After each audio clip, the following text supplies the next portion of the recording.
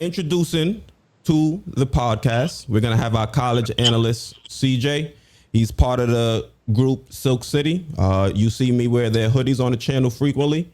Also, they do a lot of great things in the community. They do barbershop haircuts, right, CJ? You guys do haircuts we for get back to school. We Yeah. get back to school as much as we can. And you also did the breast cancer donations. Yeah, so they do a lot of positive things in the community. So I wanted to bring him in on the channel, and he can kind of talk about some of these collegiate players that the Knicks have drafted, and also who we could draft in the future. No doubt, no doubt. What's going on, What's up, CJ? What's going on, Keys? What's going on, Em? Good. So I just wanted to start with our first draft pick, and that's going to be Obi Toppin. So can you just give us a little backstory on Obi and what we should expect from him day one?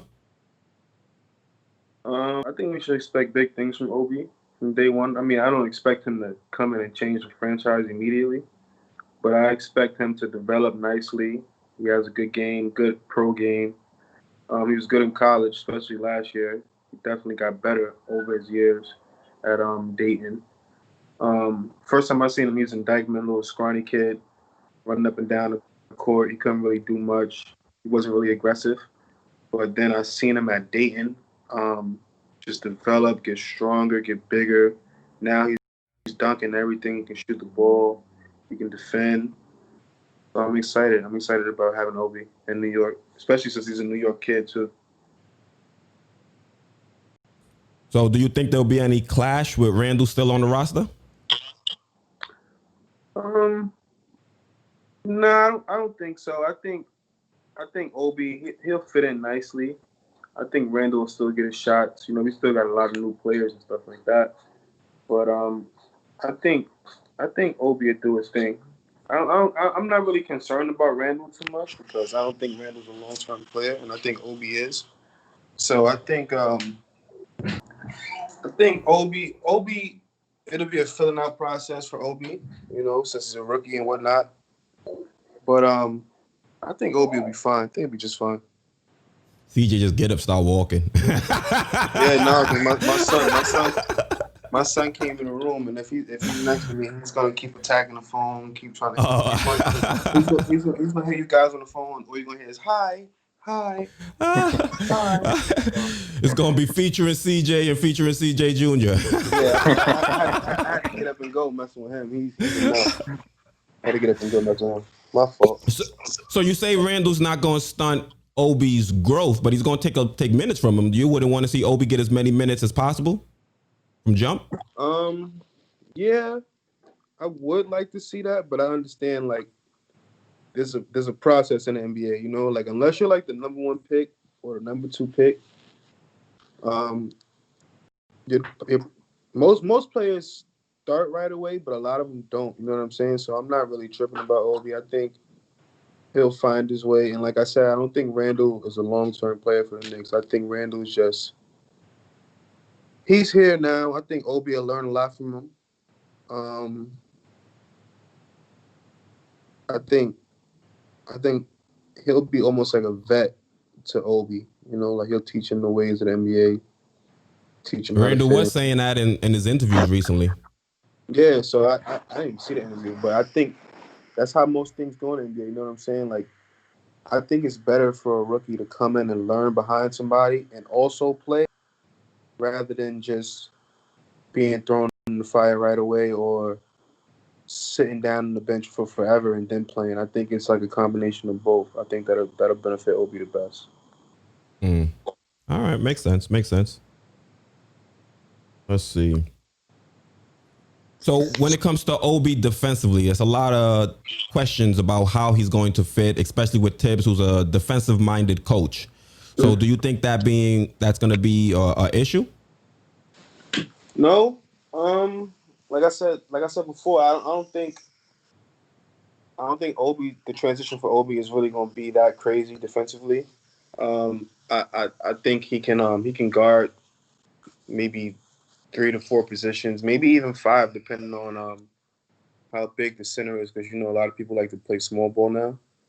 So he can definitely move his feet vertically, laterally. He's pretty quick. His second jump is pretty fast.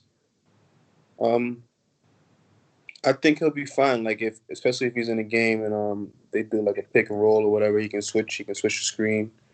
I think most of his defensive deficiencies are probably gonna come against big skill players like Joel Embiid, Jokic. Jokic. But there will really be no reason for him to be guarding those type of players. Like Unless he gets caught up in transition or something. Yeah, the entire game. He shouldn't really be on one of those players because we got Mitch Robinson for that. And Noel. But I think, and Noel. So I think he'll be fine. Like his defensive prowess in the league, I think he'll be fine. Okay. If you had any questions on Obi? No, the only question I have, we already talked about how Tibbs is mainly a defensive-minded coach, but he's also known as a coach who doesn't play rookies. Do you have any concerns around there, knowing that Julius Randall is going to get a bulk of the minutes at that position? I do somewhat because Tibbs is a guy that he like to win wherever he go. You know what I'm saying? So for him, it's all about. But yeah, he keeps getting fired. He keeps getting fired too for not winning. Yeah, because he put himself in situations where I don't know, like the teams that he's been coaching. Yeah, young players, but I don't know if he's the type of coach that's going to develop young players like to the best of his ability. Like he wants to win games right away. But honestly, I think Obi probably gives him the best chance to win games, like rather than other players. Like I think Randall is decent, but Obi has the most potential. You know what I'm saying? So if you want to win games, I feel like you have to play Obi. You know, Obi. I'm not worried about Obi getting his minutes. Obi's going to play.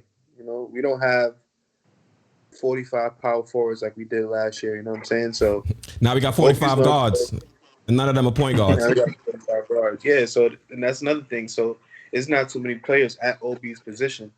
You know, so he's gonna play. Well, he can play more than. There's a few now. They made some additions. I don't know if they're gonna be legit competitors, but they got Spellman. They got Scal. If they're gonna play Scal at power forward. Did you hear about that signing? They bought in. They were they weren't cracking jokes about that. They were cracking jokes about MKG in the group. Yeah, I mean, Scal. I understood where Scal came from immediately because the Kentucky guy that's in that's assistant coach now. So I understood that, but no, none of them better than Obi. Spellman's pretty good though. I like Amar Spellman. He's pretty good, but Scal. No, maybe if Obi gets in foul trouble or whatnot. But like I said, we're not really expected to win right away. So I don't know. It depends on the security of Tibbs' job. Because if Tibbs feel like he has to win and keep his job, then he's probably not going to play the rookie as much as he should.